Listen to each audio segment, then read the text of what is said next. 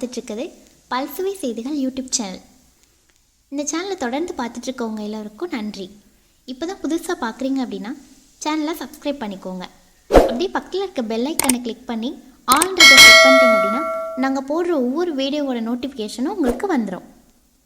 வாங்க ஃப்ரெண்ட்ஸ், வீடியோக்குள்ளே போகலாம். வணக்கம்.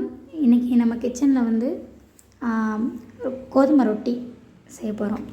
அதுக்கு தேவையான பொருட்கள் பார்த்திங்க அப்படின்னா கோதுமை மாவு, தேவையான அளவு உப்பு, சின்ன வெங்காயம், உள்ளி அல்லது உங்களுக்கு பிடிச்ச பெரிய வெங்காயம், பல்லாரி எதுனாலும் போட்டுக்கலாம்.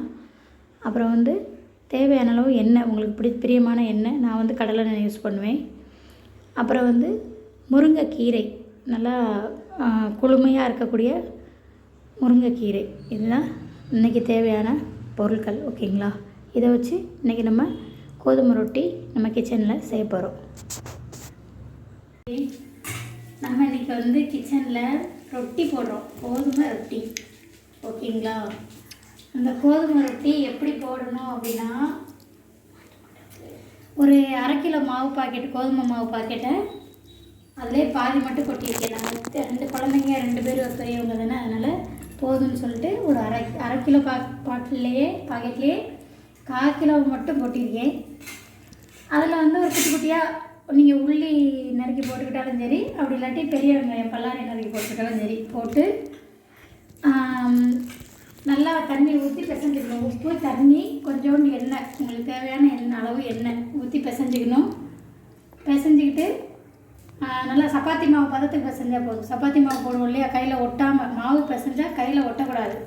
இங்கே பாருங்கள், இப்படி தான் இருக்கும் மாவு பிசைஞ்சால் கையில் ஒட்டக்கூடாது. இந்தளவுக்கு,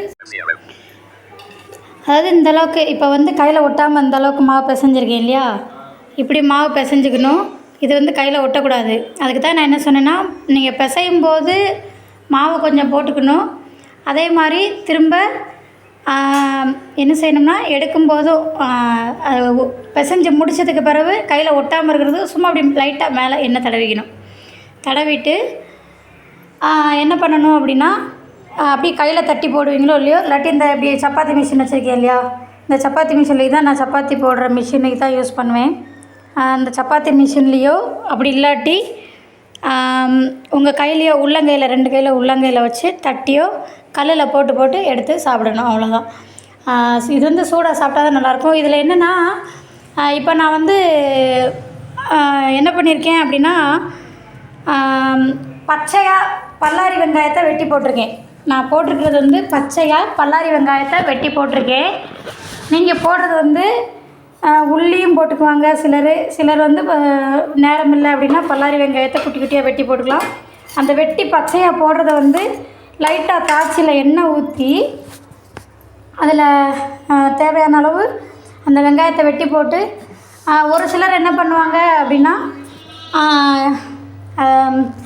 அந்த முருங்கைக்கீரை, அப்புறம் இந்த முருங்கைக்கீரை இதில் சேர்த்துக்கலாம். எப்படின்னா, முருங்கைக்கீரையை நல்லா குட்டி குட்டியாக, இலைகளை குட்டி குட்டியாக பிச்சு, ஏன்னா அப்போ தான் சீக்கிரம் வேகும் இல்லையா, அதனால் முருங்கைக்கீரையை இலைகளை குட்டி குட்டியாக பிச்சு இதில் சேர்த்துக்கிட்டிங்கன்னா நம்ம உடம்புக்கு ஹெல்த்தியான ஃபுட்டு இது.